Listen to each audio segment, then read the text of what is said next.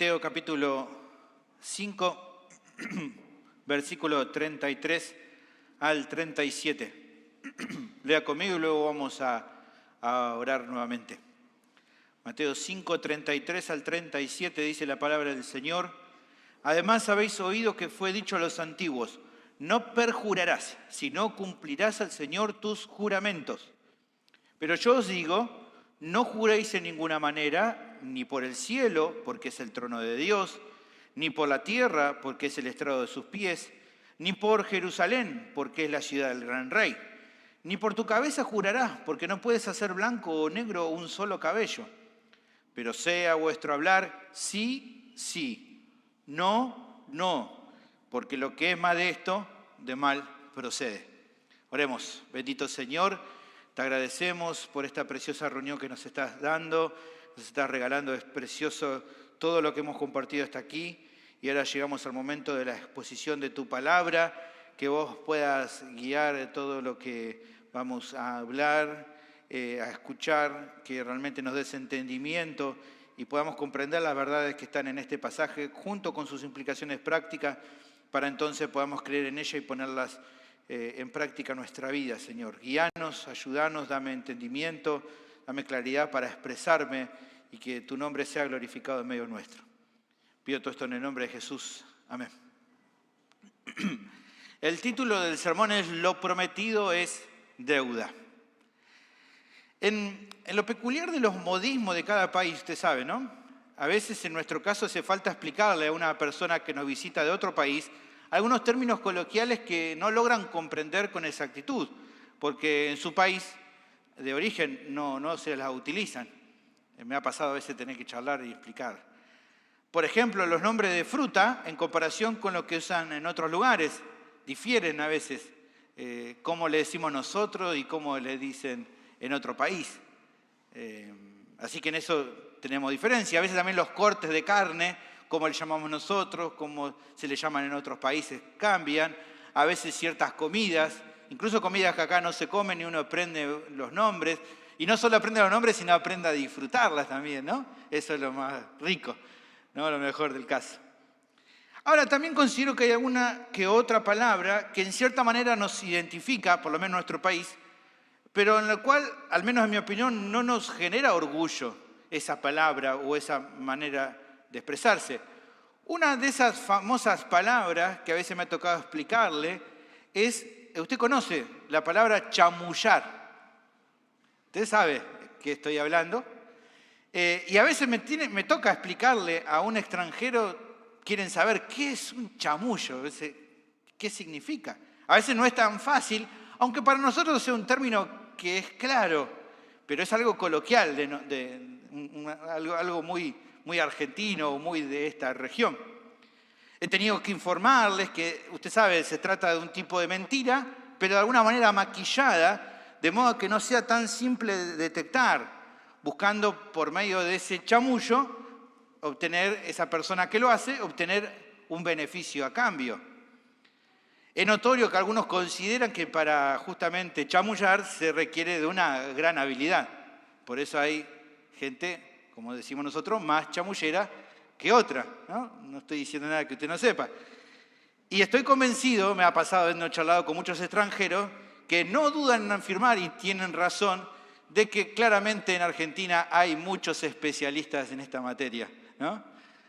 Hay altos chamulleros, diríamos nosotros.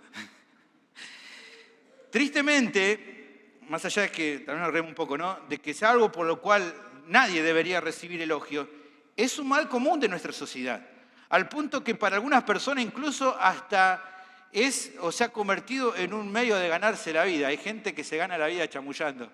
Usted lo sabe. Por eso podemos ver prácticamente gente chamullando en casi todas las esferas sociales, desde líderes políticos, grandes chamulleros, gobernantes, artistas, periodistas, columnistas de televisión, ahí es también uno donde encuentra, vendedores. Hace poco charlaba sobre los vendedores de auto, a veces son expertos en el chamullo, y así la lista es interminable, ¿no? Ahora, ¿por qué menciono esto al comenzar? Bueno, porque la pregunta que me surge ¿es normal encontrar gente así entre los cristianos? Bueno, la respuesta que tendríamos que dar es no, no debería ser común. No se espera eso de los hijos de Dios. Deberíamos más bien ser identificados como personas honestas, íntegras, que dicen la verdad y que no se agradan de la mentira. La pregunta que obviamente surge, ¿eso pasa siempre? ¿O hay ocasiones donde los creyentes luchan con ceder a la tentación de no ser tan veraces como se espera de ellos? Yo creo que hay que reconocer que aunque no nos guste, es una batalla que nos toca afrontar a veces. Pero también vale decir algo importante. El Señor está más que interesado también en esta área de nuestra vida. Porque no le da lo mismo a Él que bajemos la vara en este asunto y que aceptemos andar como anda el mundo.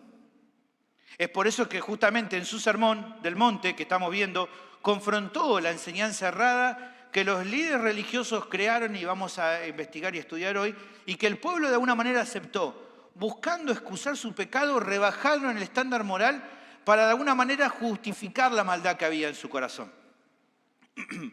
Dando también en Jesús, en ese sentido, una enseñanza correcta de cuál es el patrón que se espera de aquellos que forman parte de su reino y que por la fe le siguen, que son personas honestas, que procuran al mundo dar un ejemplo de integridad y de credibilidad a la hora de hablar, incluso, como vamos a ver en nuestro texto, cuando se comprometen con algo.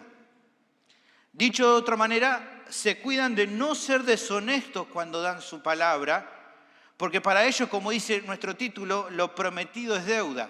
O sea, se comprometen de verdad con lo que dijeron que van o que no van a hacer. Ahora, dando de esa manera justamente un testimonio fidedigno del Dios al cual honran, que como sabemos es un Dios veraz. Esto es lo que Mateo testifica por medio de esta sección de la predicación de Jesús a su audiencia. Ya estamos viendo que Jesús está tratando temas muy prácticos. Uno esperaría tal vez que desarrolle otras cuestiones, pero Jesús está yendo al hueso con temas que realmente importan porque justamente empieza a descubrir lo que hay en el corazón de las personas y lo que hay también en nuestro corazón dando vuelta muchas veces. Seguro que estos conceptos van a ser de mucha edificación espiritual para nuestra vida, así como lo fue para ellos. Por eso entonces tenemos a seguirme con mucha atención. El tema del sermón es el siguiente. Los cristianos deben cuidarse de no ser deshonestos en los compromisos que asumen. ¿Cómo lo hacen? El pasaje presenta dos maneras. Buscando no suavizar este pecado por medio de estrategias cerradas y siendo fieles cuando se comprometen con algo. Eso es lo que vamos a ver en el día de hoy. ¿Estamos bien? ¿Me siguen? Sí, me siguen. Bien, gracias. Un sí, alguien que me estaba escuchando. Vamos a ver entonces la primera manera. Buscando, dice el texto, entonces, ¿cómo deben cuidarse? Buscando no suavizar este pecado por medio de estrategias o métodos humanos cerrados. Fíjense, versículo 33 al 36 lo vamos a ver. El texto comienza con una declaración de Jesús respecto a una enseñanza que se daba en aquel tiempo. Dice nuevamente versículo 33, además habéis oído que fue dicho a los antiguos, no perjurarás, sino cumplirás al Señor tus mandamientos. ¿A qué se refiere el Señor con esto? Bueno, es una explicación que se daba en aquel entonces a partir de una combinación de pasajes del Antiguo Testamento. En particular se cree Levítico 19:12, Números capítulo 30, versículo 2 y Deuteronomio 23, 21. Los leemos porque son importantes para entender la enseñanza. Dice Levítico 19:12, y no juraréis falsamente por mi nombre, profanando así el nombre de tu Dios, yo Jehová. Números capítulo 30, cuando alguno hiciere voto a Jehová o hiciere juramento ligando su alma con obligación, no quebrantará su palabra, hará conforme a todo lo que salió de su boca. Deuteronomio capítulo 23, cuando haces voto a Jehová tu Dios, no tardes en pagarlo, porque ciertamente lo demandará Jehová tu Dios de ti, y sería pecado en ti. Estos textos apuntaban al cuidado de no brindar un juramento falso en el nombre del Señor. Cuando ahí se menciona la palabra perjurar, perjurar significa jurar falsamente. Y no solamente esto es lo que está mencionando el texto. En el caso de comprometerse en algo, juramentando algo a Dios o usando su nombre para una promesa, la actitud de la persona tenía que ser cumplir sin falta su palabra. ¿Cuál era el enfoque de esta enseñanza? Bueno, el espíritu de estos conceptos, como dijimos, siempre analizamos eso porque es a donde nos quiere llevar Jesús, pasaba al menos por dos cuestiones. La primera era tener presente que lo que Dios demandaba de su pueblo era que no dieran lugar a la mentira o al engaño en sus palabras, incluyendo en este caso sus compromisos. Mucho menos cuando para asegurar algo usaban el nombre de Dios, porque eso sería pecado. Por un lado, dar un falso testimonio, pero también usar el nombre de Dios en vano. Pecado que se menciona en Éxodo capítulo 20, versículo 7. Esa es la primera cuestión. La segunda cuestión importante es la siguiente, y nos va a ayudar a entender un poco esto. Como un acto de gracia de Dios, Él, reconociendo la realidad del pecado en el ser humano, le provee en estos pasajes la posibilidad de que en ocasiones el ser humano o el judío que había recibido la ley pueda utilizar legítimamente un juramento para reforzar la credibilidad en sus palabras. Dicho de otra manera, aunque lo ideal sería que ningún hombre mienta o perjure y lo que diga ya y listo, sabiendo Dios que el hombre es pecador y que eso afecta las relaciones con los demás, Dios le permite en algunos actos en particular reflejar mayor seriedad en su compromiso usando su nombre como garantía de que cumplirá con lo que ha prometido. Dios le daba al hombre ese acceso o ese permiso cuando se requería o cuando uno veía que era un tema muy importante el utilizar, el prometer en nombre de Dios. Eso servía entre las personas en aquel entonces para resolver toda controversia respecto a compromisos que se asumían. Cuando un judío tal vez discutía con otro, no, pero no vas a cumplir, no me vas a cumplir, y había como esa duda, no, pero yo qué sé si me vas a cumplir. Bueno, cuando alguien juraba por Dios o se prometía en el nombre de Dios, se acababa la discusión porque quedaba claro que la persona tenía que cumplir, porque si no estaría usando el nombre de Dios en vano y no eran entre ellos permitidos, algo así. Revisando entonces los relatos del Antiguo Testamento podemos visualizar incluso muchos casos donde los juramentos se reflejan que se utilizaron por personas fieles a Dios y que incluso se los menciona de manera positiva, o sea, sin ningún problema. Así fue como, por ejemplo, usted si lee en Génesis capítulo 14, versículo 22, Abraham confirma sus promesas al rey de Sodoma jurando por nombre de Dios. Lo mismo hace también con Abimelec, ese lo vamos a leer, fíjese, como para tener idea. Fíjense que Abimelec le pide a Abraham, ahora pues, júrame aquí por Dios que no faltarás a mí, ni a mi hijo, ni a mi nieto, sino que conforme a la bondad que yo hice contigo, harás tú conmigo y con la tierra donde has morado. Y respondió Abraham, yo juraré. Fíjense que él lo hace y no vemos que Dios lo castigue. Por eso claramente era una concesión, era un tema importante y había una necesidad de una solemnidad en esta promesa. También hizo lo mismo Abraham con su siervo, que su siervo jurara cuando le encomendó en la búsqueda de una esposa para su hijo Isaac, en Génesis capítulo 24, usted lo puede leer. Luego también tenemos a otro patriarca como Jacob, hablando y conversando con su suegro Labán, juramentándose por Dios en cuanto a un pacto que hicieron entre ellos. Génesis capítulo 31, versículo 44 al 53, vamos a ver prometiendo también y comprometiéndose y utilizando el nombre de Dios. Más adelante en el Antiguo Testamento vemos jurando también al mismo David. Usted lo puede ver ahí en 1 Samuel capítulo 20, versículo 16 a 17. Así que con eso y en muchos otros pasajes más nos damos cuenta de que esto claramente era algo permitido por Dios. Uno dice, bueno, pero el Antiguo Testamento simplemente no. Incluso en el Nuevo Testamento vemos el autor de Hebreo mencionando que era normal todavía que se siguiera utilizando este método. Fíjese en Hebreos capítulo 6, versículo 16. Él explica lo que estaba todavía pasando en aquel entonces. Dice, porque los hombres ciertamente juran por uno mayor que ellos, está hablando de Dios.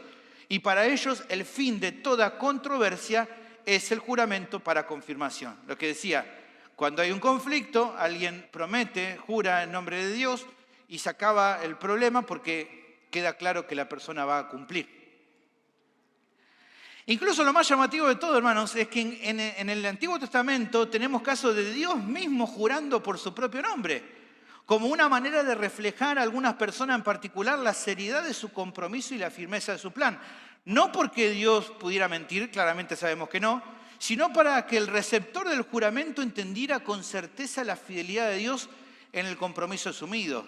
No porque Dios fuera a fallar, sino para que la persona pudiera tal vez en momentos de lucha y de tentación de dudar de Dios, recordar que Dios lo había prometido. En este caso es Abraham. Fíjense qué tremendo el pasaje, leámoslo. Dice, y llamó el ángel de Jehová a Abraham por segunda vez desde el cielo y dijo, por mí mismo he jurado, dice Jehová, que por cuanto has hecho esto y no me has rehusado tu hijo, tu único hijo, de cierto te bendeciré y multiplicaré tu descendencia como las estrellas del cielo y como la arena que está a la orilla del mar, y tu descendencia poseerá las puertas de sus enemigos. En tu simiente serán benditas todas las naciones de la tierra por cuanto obedeciste mi voz. ¡Qué precioso! Dios jurando, obviamente nada más grande que él, entonces por su propio nombre, jurando, prometiéndole a Abraham estas bendiciones, ¿no? Qué tremendo habrá sido para Abraham escuchar a Dios comprometiéndose de esta manera y qué fortaleza habrá sido para él el saber el compromiso de parte de Dios. Un erudito dice al respecto de esto, Dios proveyó la manera apropiada de hacer juramentos en su nombre como un acomodo a la naturaleza pecadora humana, la cual es tan propensa a engañar y mentir, sin ningún tipo de provisión. Dios sabe que la inclinación de los hombres a mentir les hace desconfiar uno de otros, y en situaciones graves un juramento es permisible a fin de dar mayor motivación para decir la verdad o para cumplir una promesa.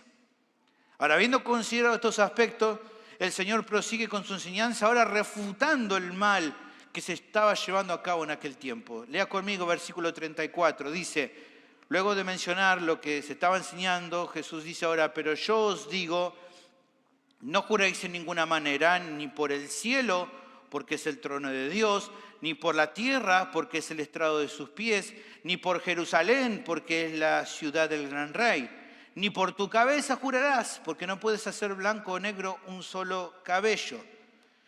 ¿Qué es lo que quiere resaltar aquí Jesús? Bueno, quiero decir que algunos malinterpretando aquí las palabras de Jesús, afirman que esta declaración del Señor apuntan a que Él estaba diciendo que a partir de ese momento estaba prohibido jurar, porque dice no juréis. Bueno, esta manera de entender lo que el Señor está afirmando, creo que es sacar de contexto todo lo que vimos anteriormente, e incluso lo que va a decir después. Primero, vimos que toda la Biblia nos refleja que es algo que Dios permite en ocasiones especiales hacer, que incluso Dios mismo lo ha hecho. Y también hemos estado estudiando ya que Jesús no venía a abrogar la ley, sino a cumplirla. En el espíritu de la ley hemos visto, no había prohibición a comprometerse si alguien lo veía necesario, utilizando el nombre de Dios como una ratificación de la seriedad en su compromiso. Así que considero que esta idea de que aquí Jesús está diciendo que no se puede jurar más, debe ser descartada porque no se ajusta a la revelación bíblica que tenemos. Entonces, ¿qué es? Bueno, repasemos las palabras del texto para poder entender. Jesús advirtió que no, versículos anteriores, Jesús advirtió que no debían jurar en ninguna manera. Lo que habría que preguntarnos es, ¿a qué apunta con ninguna manera? O sea, teníamos que intentar resolver eso para poder entender. ¿A qué apunta? Bueno, considero que a lo que apunta es a no hacerlo en ninguna de las maneras, otra traducción dice, en ningún modo de lo que en aquel momento se había impuesto, que no era agradable a Dios y que el mismo Señor incluso lo menciona a continuación. ¿Cuáles eran estas maneras? Ni por el cielo, ni por la tierra, ni por Jerusalén, ni por la propia cabeza. O sea, lo que está queriendo aquí decir o enseñar Jesús es, en ninguna manera tenían que utilizar esa manera de jurar, porque no era la voluntad de Dios. Lo que nos lleva a la siguiente duda. ¿Por qué no se podían usar estas maneras de jurar?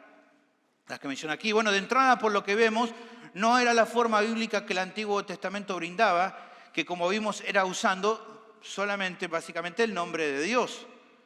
Lo que nos deriva entonces a una pregunta más, que es quizás de la más importante para entender esta sección.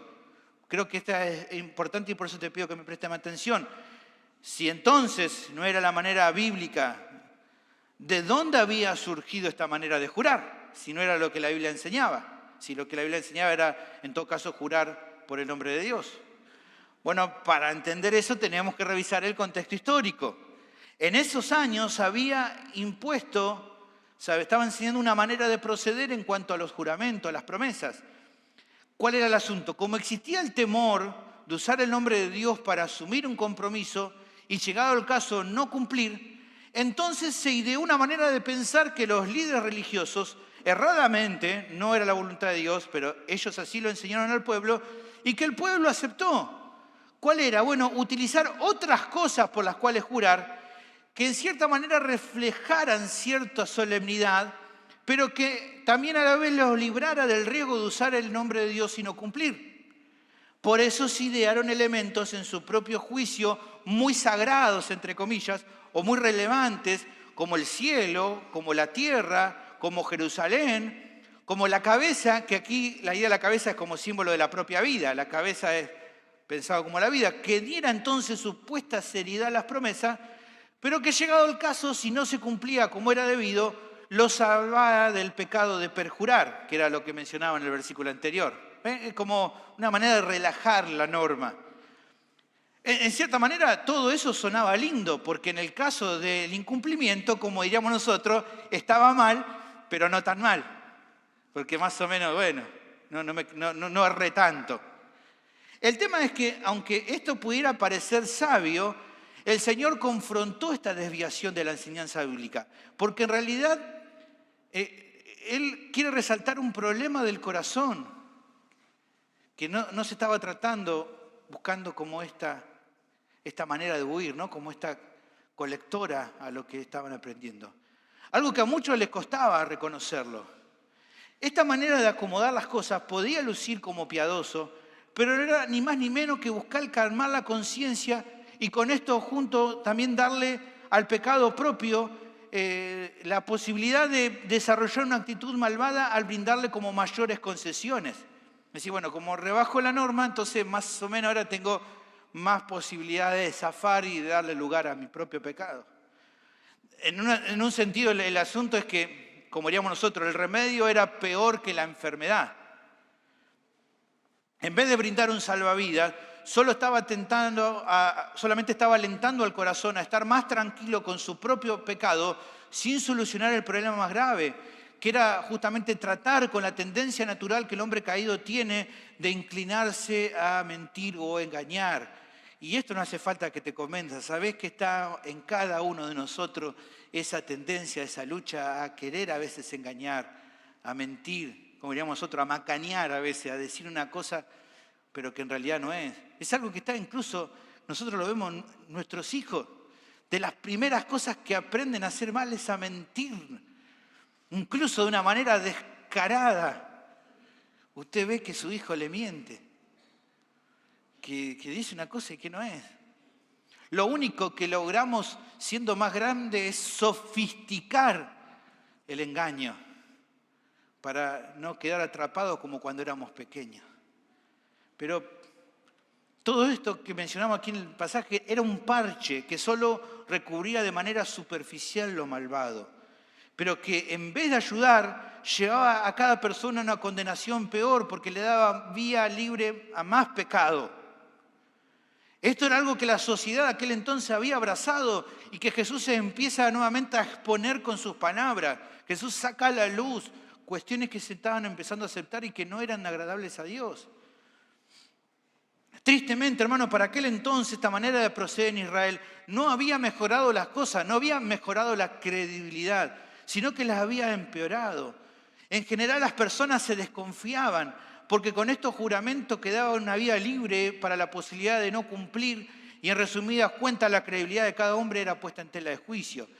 Porque ya al no decir te lo juro por Dios, sino te lo juro, no sé, por Jerusalén, o te lo juro por el cielo, y bueno, qué sé yo si me va supuestamente solemne, pero no tan solemne, entonces no sé si va a cumplir. Esta manera de pensar, hermano, no había arreglado nada. Si bien se lo pensó como una manera de solucionar problemas, no lo había solucionado. Y esto era claro que iba a pasar, hermano, porque salirse de la voluntad de Dios nunca soluciona nada, sino que siempre lo empeora todo. Siempre es así. Ahora, lo que resta por considerar es cómo Jesús refuta esta enseñanza errada por medio de lo que dijo. Cómo quiere exponerlo y mostrar el error de esta manera de pensar. Bueno, yo creo que lo hace de una manera impresionante, llevando a las personas a entender lo absurdo del contenido de esta manera de pensar, de esta ideología que se había corrido entre las personas. Lo que está diciendo Jesús podría leerse así. Imagínense, piensen a Jesús diciéndolo de esta manera. Si ustedes juran por el cielo, porque así piensan que si fallan no está tan mal, tienen que considerar lo siguiente. Ustedes juran por el cielo. Mi pregunta es, ¿dónde está el trono de Dios? ¿En el cielo? Si Dios está ahí, jurar por el cielo es como jurar por Dios. Otros juran por la tierra, pero ¿no es la tierra el estrado de sus pies?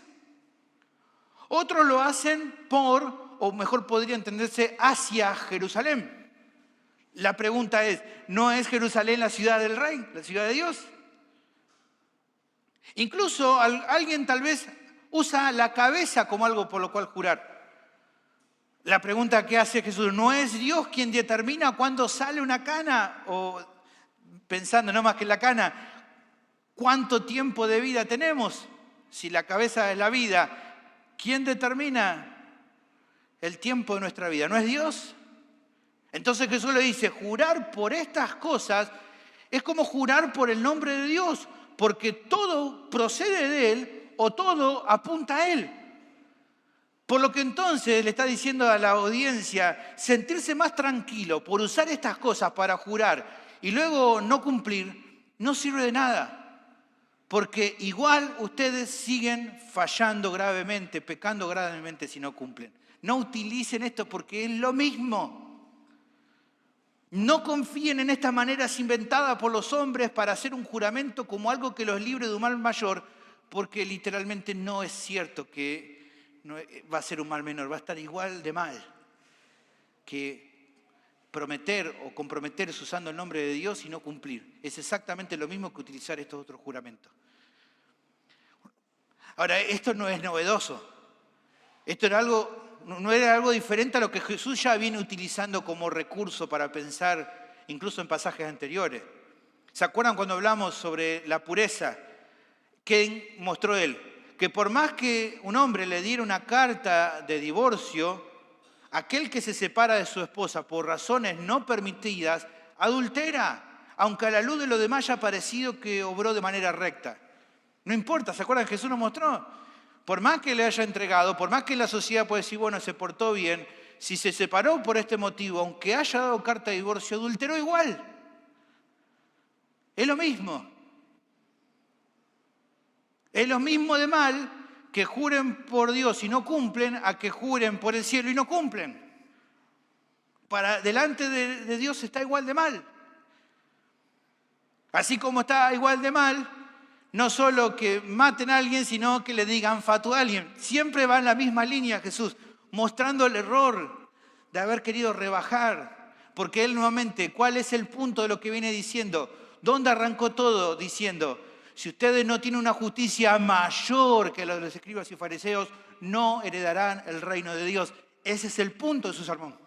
Lo que está haciendo es desarrollar ahora las ideas que están unidas a eso. Dios no juzga de acuerdo a lo que los hombres creen que está bien o está mal, sino a la luz de su ley, o sea, de acuerdo a la verdad de su palabra. Todo el que se desvía de las Escrituras se desvía de la verdad, aún incluso aunque para la sociedad pudiera parecer aceptable. Lo que nos queda por considerar es por qué Jesús dice todo esto. ¿Por qué? Bueno, el punto pasa por marcar una distinción clara. Para la sociedad de aquel entonces, hermano, la palabra estaba devaluada. No solo que el ciudadano promedio, persona común del pueblo, gozaba de poca credibilidad. La realidad es que los mismos líderes religiosos tampoco eran un gran ejemplo en cuanto al cumplimiento de sus juramentos. Y su hipocresía era notoria para la gente también.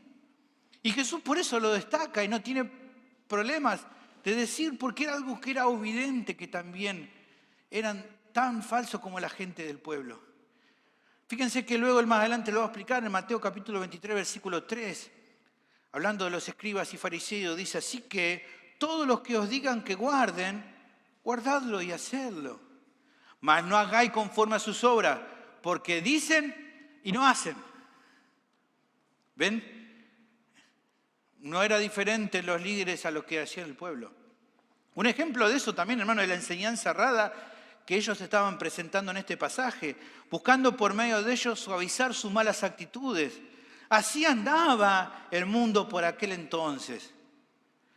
Pero los seguidores de Jesús, aquellos que se identifican como sus discípulos, tendrían que mostrar obras distintas al mundo. Características distintivas como las mencionadas en las bienaventuranzas. Una justicia mayor a la de los escribas y fariseos, que se iba a ver reflejada, como vimos antes, ¿se acuerdan?, en cómo manejaban el tema de la ira y los pleitos pecaminosos, en cuanto a cómo manejaban el tema de la pureza sexual, pero también de acuerdo a esta porción en relación a no andar en la mentira o engañando a los demás por medio de inventar o usar estrategias humanas que los ayuden a excusar su pecado. Esto también era importante. No se espera, hermano, que los cristianos sean impecables moralmente todo el tiempo. Justamente para limpiarnos de toda maldad, Cristo mismo daría su vida para redimirlos. Pero lo que está quedando claro aquí con este pasaje es que aquellos que poseen una fe genuina no andan por las sendas que anda el mundo.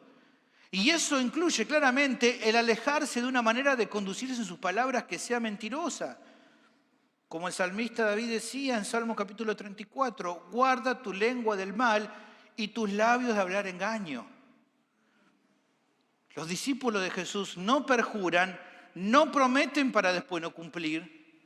Como menciona el rey Salomón, Eclesiastés capítulo 5, cuando a Dios haces promesas, no tardes en cumplirla, porque Él no se complace en los insensatos. Cumple lo que prometes. Mejor es que no prometas y no que prometas y no cumplas. Tampoco los creyentes, los cristianos, los discípulos de Jesús se valen de tácticas humanas para sonar más creíbles y cuando después no cumplen se escudan en muchas cosas como para no hacerse cargo de su deshonestidad. ¿Por qué? Porque el pueblo del reino de Dios es diferente al mundo, hermanos. Esta es la primera manera en que el pasaje da de cómo los creyentes deben cuidarse de no ser deshonestos en los compromisos que asumen.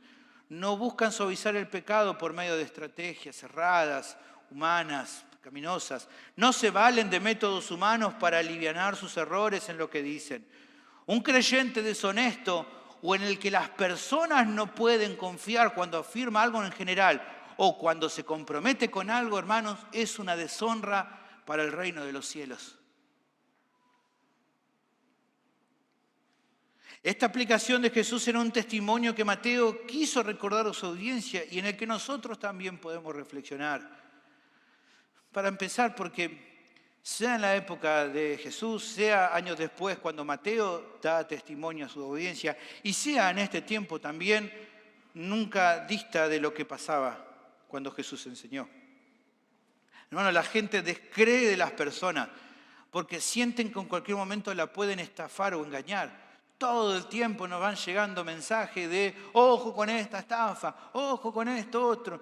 ¿Por qué? Porque es tremendo cómo la gente busca engañar. Un consejo muy común en este tiempo cuando se asume un compromiso o un contrato, ¿qué es lo primero que te dicen? Lee muy bien la letra chica, lee bien todo lo que te dicen, fíjate bien. Porque se sabe que en muchos casos cuando surge un problema, el que había prometido algo en realidad después se desdice y no cumple su palabra. En cierta manera, hermano, para las personas la palabra se ha devaluado. Muchos creen que los compromisos se crean, pero para romperse nomás. El engaño es lo que prevalece. Y como pasaba en aquel tiempo de Jesús, incluso lo más preocupante es que los mayores referentes en la sociedad, también en este tiempo, son muchas veces descubiertos por su mentira o por su falta de credibilidad. Usted sabe qué pasa. Lo ve, salen todo el tiempo noticias. Mira tal, hizo negocio con tal, hizo otra cosa acá, engañó, mintió, dijo una cosa, dijo otra. ¿Sabe? La gente miente. Todo el tiempo.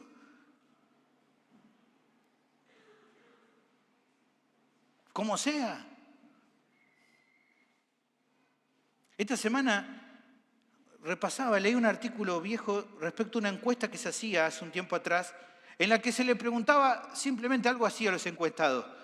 La pregunta era, ¿a qué político le dejaría el cuidado de sus hijos? Se sabe que la respuesta más votada sorprendió. A ninguno era la más votada. Esa fue la mayor elección entre los encuestados. Ahora, eso no quiere decir que haya gobernantes o gente tal vez vinculada a la política que no sean honestos. Seguramente puede haberlo. Pero el punto es que lo que esa encuesta y muchas otras cosas reflejan es el nivel de descreimiento de la persona en general. No hay mucha confianza en quienes se supone que ocupan un lugar de representación de los demás. Uno descree. Pero incluso, hermanos, siendo honestos, casi la misma consideración podría hacerte con otras personas públicas. El mote de engañador, embustero, no solamente habría que colocarse en una persona, en todos los ámbitos hay una lista de referentes de diferentes espacios, áreas, tratos, donde busque encontrar gente mentirosa, engañadora, que dice una cosa y después dice otra y después vuelve a decir. Que como usted conoce la frase, estas son mis convicciones, pero si no te gusta, tengo también esta otra. Y si no te gusta, tengo guardado en el maletín un montón más, porque la gente se maneja así en el mundo. ¿Por qué es así? Porque el engaño y la falsedad son pecados que contaminan al hombre y que solo puede tratarse de verdad por medio de la obra del Evangelio. Por eso es complicado encontrar gente que sin Dios pueda obrar normalmente con honestidad en sus palabras.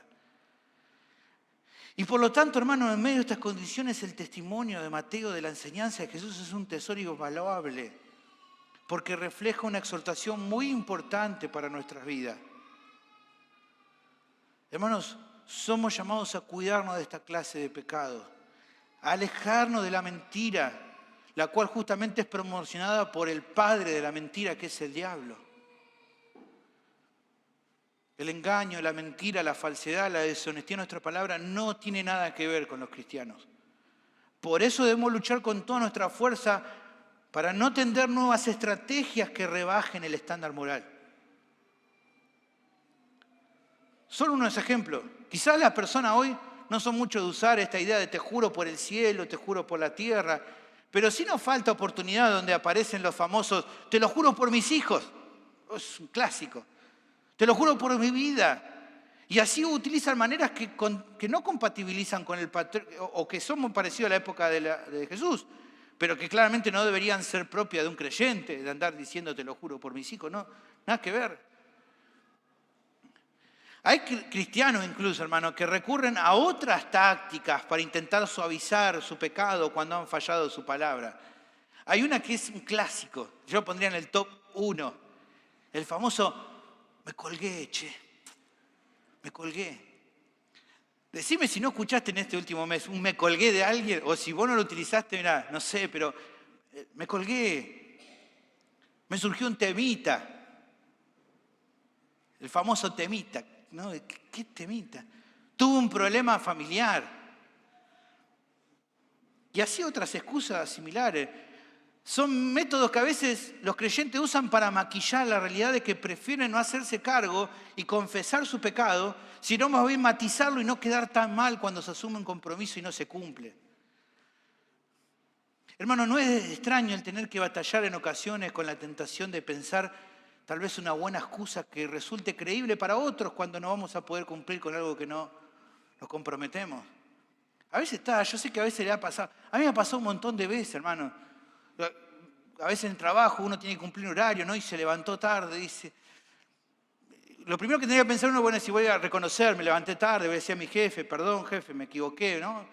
Pero ha surgido a veces la tentación de decir, y si llamo al médico y le digo que estoy enfermo, o qué sé yo, le invento que tengo un familiar, no me van a preguntar nada y así no quedo tan mal. Y cosas así que inventamos o que pensamos, no digo que a veces lo hagamos, pero a veces están dando vuelta. Tengo el discipulado a esta hora con el hermano y ¿qué les digo? Hace un frío para salir. No, ¿sabés que me surgió un asunto y lo podemos dejar para mañana? Y cosas así que estamos a veces con la tentación, ¿no? De no quedar tan mal, de no quedar pegados, ¿no? Y no reconocer que tal vez pecamos porque no cumplimos con nuestro compromiso.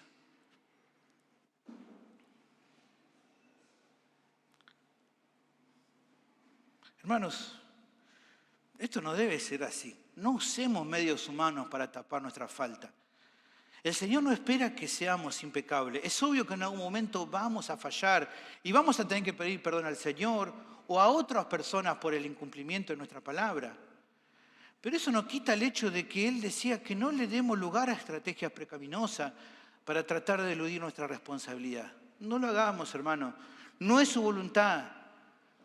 No es su voluntad que aquellos que van a heredar el reino de Dios sean reconocidos en el mundo como personas poco creíbles, como engañadoras o que no son dignas de confianza. Qué terrible, hermano, que sea así. Que alguien diga, no, en esta persona no puedo confiar. Y que a la vez sepan o piensen que somos cristianos y que piensen así nosotros, hermano. Qué horrendo que pase eso. Si eso te ha pasado en tu vida, hermano, bueno, te animo a que te arrepientas y que con la ayuda del Señor empieces a tratar de verdad con este tipo de pecado. La siguiente manera que el texto nos da de cómo evitar el ser deshonesto cuando nos comprometemos es siendo fieles cuando nos comprometemos con algo. Luego de refutar la falsa enseñanza, el Señor prosigue brindando cuál debería ser la actitud correcta. Dice, pero sea vuestro hablar sí, sí, no, no, porque lo que es más de esto, de mal procede. La expresión de Jesús es muy conocida, al punto que muchas personas, incluso del mundo, la utilizan. Usted conoce el famoso que tú sí sea sí, que tú no sea no. ¿Pero qué significa realmente? Cabe decir, por lo que antes explicaba, que el Señor nos está oponiendo con esta declaración a que en ocasiones sea inadecuado prometer o jurar usando su nombre como gesto de mayor solemnidad que puede usarse al empeñar la palabra. A veces lo hacemos. Sin ir más lejos, los que están casados aquí lo han hecho. Los que han pasado, ¿no? que han tenido una boda, ¿qué hicieron? Se comprometieron delante del Señor. Lo han hecho en alguna otra ocasión seguramente también. Así que no es eso. A donde apunta esto, hermano, es a dejar de usar esa manera de prometer que habían creado para obrar con rectitud y honestidad a la hora de hablar y comprometerse con algo. ¿Por qué? Porque como dice el Señor, todo lo que se halla por fuera de la actitud esperable de un creyente, dice ahí el texto, de mal procede, por más que se lo trate de maquillar por medio de las estrategias mencionadas anteriormente. No tiene nada que ver con nosotros. Como indica un comentarista antiguo respecto a todo este pasaje, lo que tenemos aquí en Mateo 5, 33 al 37 es la condenación del juramento ligero, pecaminoso, inadecuado y a menudo hipócrita, usado con el fin de impresionar o sazonar la conversación diaria. Frente a ese mal, Jesús elogia la veracidad sencilla en pensamiento, palabra y hecho. Lo que el Señor trata de reflejar es que si bien puede haber momentos especiales donde usar el nombre de Dios pueda ser factible, en sí todo se trata principalmente de procurar tener un corazón que anhela andar en la senda de la honestidad al hablar. Que cuando promete algo lo cumple sin más, sin dar más vuelta. Que cuando afirma que no va a hacer algo, no lo hace y ya. Y punto.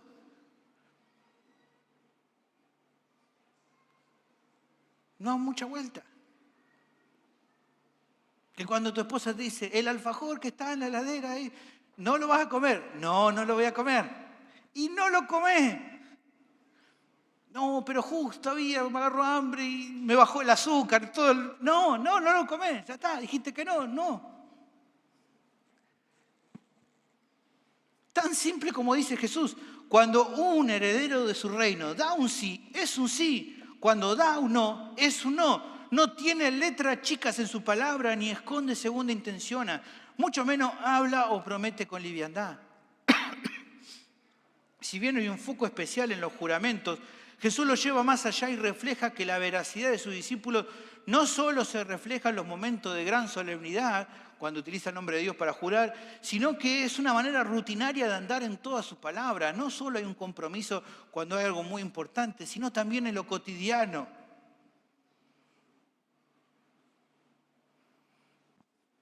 Tan sencillo como eso. Sí, amor, yo voy a sacar la bolsa a la basura, quédate tranquilo, lo hago, punto. Sí, amor, quédate tranquilo que te voy a planchar la camisa, punto. No es tan difícil como decimos nosotros, es cumplir. Cuando digo no, cuando digo sí. Un predicador remarca lo siguiente: la norma absoluta e inmutable de Dios es verdad y sinceridad en todo. No solo que los juramentos deben ser totalmente sinceros y confiables, sino que hasta la mayoría de conversaciones rutinarias deben ser veraces en todo sentido. Toda palabra normal en el transcurso del habla cotidiana debe ser veraz, sin adornos e incondicional en cuanto a su veracidad. Las palabras o los discursos de una persona deberían ser tan buenos como su garantía y tan buenos como su juramento o voto. Por lo tanto, hermanos, la segunda manera que el pasaje nos da de cómo los creyentes deben cuidarse de no ser deshonestos en los compromisos que asumen es que se trata de ser fieles cuando se comprometen con algo. Así como la actitud negativa para cuidarse de la deshonestidad al comprometerse pasaba por suavizar esa clase de pecados usando estrategias cerradas, lo cual debían evitar, el aspecto positivo se trata simplemente de hablar como se debe, con fidelidad. Es no hacer algo y sí hacer otra cosa. Efesios 4:25 es un resumen precioso de esos dos aspectos. Dice, por lo cual, desechando la mentira, aspecto negativo, hablad verdad cada uno con su prójimo, aspecto positivo. Siendo íntegros, hermanos, sin doblez, cumpliendo con lo que se promete, no mintiendo ni comprometiéndose a algo que después de la primera de cambio no se va a cumplir. Y en esto tenemos que ser conscientes. A veces no es fácil mantenerse fiel en lo que uno se compromete. A veces puede ser doloroso. Pero hermanos, si empeñamos la palabra, lo ideal es cumplirlo y no que a la primera de cambio, cuando las cosas se compliquen, entonces faltar a la palabra. Porque ¿quién podría confiar en alguien así?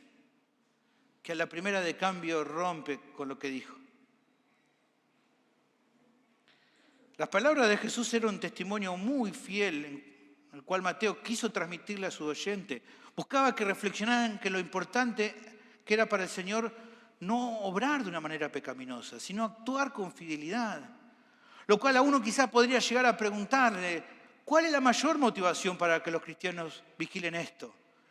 Bueno, hermanos, considero que se trata del hecho de que el Dios al que servimos, aquel a quien adoramos, la Biblia lo llama Dios de verdad.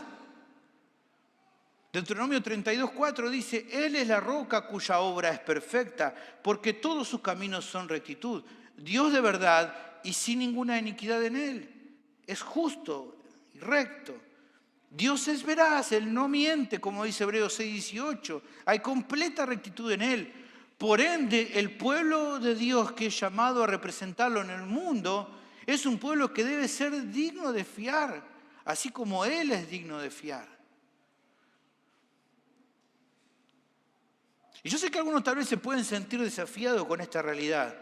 Tal vez están pensando en su mente, pero pastor, ¿cómo en un mundo tan lleno de mentiras, de tanta falsedad, es posible pensar en que sea normal entre nosotros obrar con honestidad y veracidad? Bueno, claro que el mundo muestra algo diferente a lo que vemos aquí en la Biblia. Pero el error en quedarnos con eso como un motivo para pensar que no debemos esforzarnos para obedecer el estándar moral divino es por no considerar el modelo a seguir en el que tenemos que imitar. El problema no tiene que ver con lo que pasa en el mundo, que nos parezca a nosotros normal, porque en el mundo es normal. El punto es que el mundo no es la normalidad. Cristo es lo normal. A causa del pecado, la humanidad no puede vivir por sí sola de una manera que honra a Dios. Pero fuimos creados para andar de esa manera. Por lo tanto, el Cristo fiel y sin pecado del que se nos testifica en el Nuevo Testamento es el ejemplo al cual podemos imitar. Esto tiene que ser claro, hermanos. Porque de alguna manera nosotros decimos, pero en el mundo es normal tal cosa, entonces debe ser normal en mí. No, el normal en el mundo es Cristo y no el mundo, porque el mundo está en pecado. Está contaminado por el pecado, entonces la normalidad nunca la va a encontrar en el mundo porque el mundo está manchado por el pecado. El único limpio al que hemos conocido es Jesús. Obviamente, Adán también antes de caer, pero el testimonio más claro que tenemos es acerca de Jesús. Él es el normal. ¿Y qué se dice acerca de Él? ¿Qué se nos dice? Fíjense en 1 Pedro 2, 21 y 22. Porque para esto fuiste llamado, porque también Cristo padeció por nosotros, dejándonos ejemplo para que sigáis sus pisadas, el cual no hizo pecado, ¿y qué dice? Ni se halló engaño en su boca. Ese es el ejemplo normal al que debemos imitar. Él nunca mintió, Él siempre dijo la verdad, Él cumplió con todo lo que prometió. Por lo tanto, hermanos, nosotros, siguiendo sus pisadas, por medio de su poder, en fe imitamos sus obras y vivimos en obediencia, porque andar como Él anduvo es gozo para nuestras vidas y una certeza firme de que somos de Él. El mundo nos quiere, de alguna manera, mostrar una imagen que aquellos que son engañadores son unos vivos bárbaros. No, no es la realidad. Y uno lo sabe, la gente que anda engañando todo el tiempo está con miedo, con desconfianza, porque sabe que en cualquier momento puede salir a la luz su engaño. En cambio, el que vive en honestidad, en transparencia, no tiene miedo. Pero además también, hermanos, vivir de la manera que dice la Biblia que tenemos que vivir, que dice Jesús que tenemos que vivir, son una gran oportunidad que Dios nos brinda para reflejar al mundo lo que significa ser parte del reino de los cielos. Porque el mundo va a escuchar tus palabras, pero evaluará tus hechos a la luz de lo que decís. Y si sos fiel, ellos se van a dar cuenta, porque en el mundo no hay tantos referentes de gente honesta. No abunda. Y cuando de repente en un lugar hay alguien honesto, hay alguien fiel, que cumple con lo que promete, llama la atención. Porque no es común. Porque claramente la gente dice, ¿de dónde es este? ¿Y vos qué vas a decir? Mi reino no es de este mundo. No pertenezco acá. Por eso no vivo como vive este mundo.